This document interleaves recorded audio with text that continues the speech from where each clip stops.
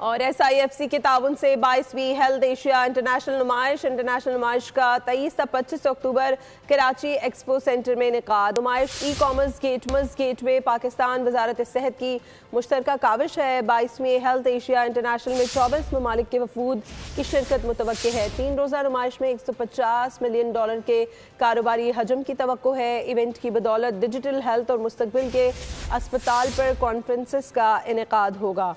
SIFC के ताउन से 22वीं हेल्थ एशिया इंटरनेशनल नुमाइश का 23 से 25 अक्टूबर कराची एक्सपो सेंटर में इनेकाद। नुमाइश ई कॉमर्स गेटवे पाकिस्तान वजारत सेहत की मुश्तरका काविश है।